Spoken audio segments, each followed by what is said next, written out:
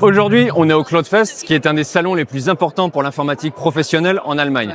Alors vous le savez, nous dans le groupe Dataforge, on est fabricant de serveurs et de solutions de stockage. Et justement, on est invité sur le stand de Western Digital pour aller parler de leur nouvelle technologie de disque dur, le SMR. Allez, on y va.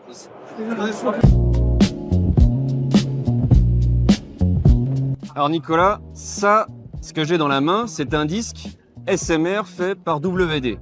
Est-ce que tu peux m'expliquer ce que c'est que la technologie SMR en fait?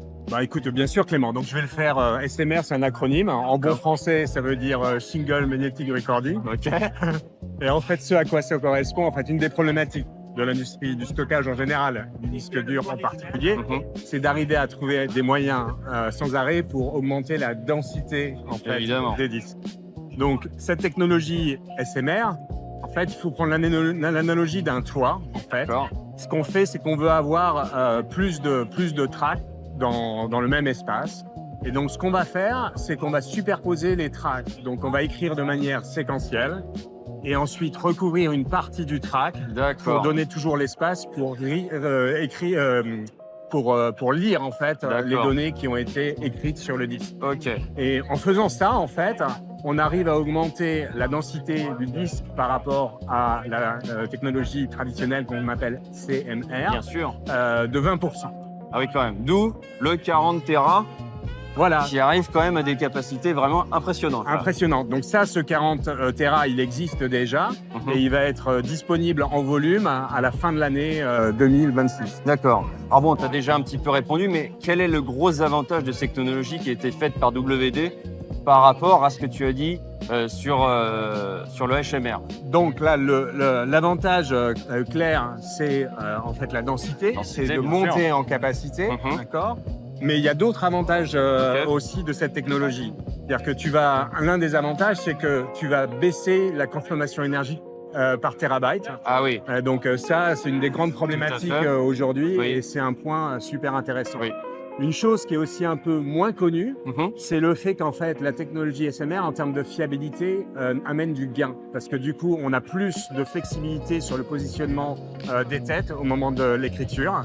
Et donc, ça va donner plus de fiabilité en bout de chaîne. D'accord. Et donc, on va gagner. Il est possible que dans quelques mois, tu vois une technologie SMR qui va au-delà du 2,5 millions de MTBF.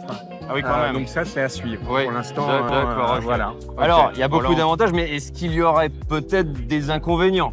Alors, comme toute technologie, il y a des avantages et il y a aussi des limites ou des contraintes ou des inconvénients. Là, c'est une écriture qui est une écriture séquentielle. Donc, si tu as en fait des applications, si tu es dans le transactionnel et les databases transactionnelles, si tu vas être dans une virtualisation très intensive, c'est des situations où en fait le SMR est probablement moins adapté. D'accord. Si tu as des écritures par petits paquets de données très fréquents, il faut repositionner la partie écrite sur le disque. Donc en fait, tu vas avoir une performance en random write qui va être inférieure à un disque traditionnel. D'accord. Donc ça, c'est une des limites. Ok. La deuxième chose qu'il faut savoir, en revanche, donc lorsque tu es sur du data lake, quand tu es sur du cloud, quand tu es sur de l'archivage, quand tu es sur un tir un peu plus froid des données, ça gagne tout son sens. C'est super intéressant d'utiliser cette technologie. D'accord, donc il faut bien choisir en fonction de son usage, de son use case. Il y a forcément un bon disque chez WD qui va aller au bon endroit. Exactement. D'accord. Alors maintenant, si je fais la blague, c'est un disque SMR. Très bien. Si jamais je tapote comme ça près de mon micro, c'est de la SMR. Donc est-ce que c'est un disque ASMR, SMR ou SMR, ASMR? Écoute, c'est comme tu veux. Mais pour moi, c'est un disque SMR. D'accord, ok, ça marche. Alors comment, du coup, WD va optimiser sa technologie pour les entreprises? Oui. Alors, donc, donc la base, elle est là. Maintenant, ce qu'il faut savoir, c'est que le SMR, en fait, nous, dans notre cas précis, c'est du host SMR. Donc, il faut que tu aies une modification de la couche software et du kernel pour pouvoir le faire fonctionner. Donc, quand tu as une grande infrastructure, quand tu déploies des exabytes, la question est simple à résoudre. Tu mets les ressources disponibles, tu mets le temps disponible et tu le fais. En revanche, lorsque tu es dans des configurations plus petites, Voilà. la question se pose. Donc là, là, tu as deux options. Soit tu essaies de déployer ta propre solution software. L'environnement est porteur, puisqu'en fait, avec les dernières versions de Linux, en fait, et sur du XFS, tu vas pouvoir aujourd'hui presque nativement utiliser du SMR, mais pour un disque, pas pour l'instant sur une grappe de disque. Donc ça va encore mûrir, ça va évoluer, ça va devenir plus simple. Mais tu as aussi d'autres solutions qui sont disponibles sur le marché. Donc tu as des acteurs qui font des startups qui ont vraiment bossé comme des fous pour fournir des solutions en fait pour rendre le SMR utilisable plug and play. D'accord. Il y a deux sociétés avec qui on travaille beaucoup, une qui s'appelle Lel et une autre qui s'appelle Swiss Volt. Ok. Voilà. Alors, pourquoi maintenant la technologie SMR est stratégique pour WD aujourd'hui? Alors, elle est stratégique parce que en fait, tout le monde nous demande, les clients nous demandent d'augmenter la densité. Ça, c'est un impératif. Et cette densité, nous, on est basé sur une technologie qui est IPMR, qui peut être en CMR et qui donne avec 20% à 25% en plus en SMR. Mais en fait, si tu regardes et si tu projettes en fait la course à la densité sur les années à venir, on va arriver en 2029 à 100 terabytes par disque. Donc on va rattraper les SSD d'aujourd'hui. Et pour ce faire, en fait, tu vas avoir besoin de la combinaison du Hammer demain avec du SMR. D'accord. Le SMR n'est pas incompatible avec le Hammer. Tu n'as pas à faire le choix entre Hammer ou SMR. Ce que tu peux faire, c'est combiner les deux technologies et à ce gain de densité que tu vas avoir dans le futur grâce au Hammer, tu vas ajouter en fait le gain du SMR. Donc le 100 terabytes, c'est cette combinaison de Hammer et de SMR qui va te permettre d'aller là, pas dans peu de temps en fait, on parle de 2029. Oui, c'est vraiment pas longtemps. Alors, est-ce que, bien évidemment, je suppose que ce genre de disque dur, on va les avoir en SATA, en SAS.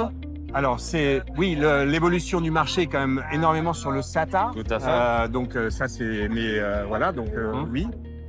Mais c'est vrai que le SATA va devenir prépondérant. Et aussi, voilà, et c'est ce qui est intéressant aussi dans l'évolution du disque, si je termine là-dessus, c'est qu'au-delà d'une explication de la technologie SMR, le disque est devenu incontournable parce que dans l'écosystème, en fait, c'est en termes de TCO, c'est ce qui prévaut. Aujourd'hui, il n'y a pas de secret. Tu as 80% des datas qui sont sur des disques dans les data centers. C'est énorme. Et ce que je peux te dire, c'est que ça va être encore mieux et plus dans les années qui viennent. Parce qu'au-delà de cette implantation du SMR, on est en train de mettre des technologies en place qui vont augmenter la performance des disques. On va pouvoir doubler en fait la bandwidth. Donc là, tu arrives à 520 qui correspond au SATA en fait, à l'interface SATA. Et donc le débat ou l'arbitrage entre de la QLC et du disque va être encore plus en faveur du disque dans les années à venir. Donc ça, c'est un point prépondérant. Tous les acteurs nous demandent d'avoir aussi plus de focus sur le tiering. Donc, ils disent, qu'en est-il de l'espace un peu plus colder? Qu'est-ce qu'on peut faire avec le disque pour faire en sorte qu'il dépense moins d'énergie. Et ce que tu vas voir arriver aussi, c'est une option sur les disques où on va ralentir la vitesse des disques. On va perdre 10% de performance, mais ça va nous permettre de gagner 20% en termes de consommation énergétique. Et donc, ça fait beaucoup pour donc, pas grand-chose de perdre. Exactement. Donc, on est en train de travailler sur cet équilibre. On nous demande plus de densité sur les disques. On nous demande plus de performance sur les disques. On nous demande des efforts au niveau énergétique sur les disques. Et nous, on a super confiance dans notre leadership technologique. Je pense que ça va être de très belles années. Et on vous aidera à mettre ça en place. Merci beaucoup, Nicolas.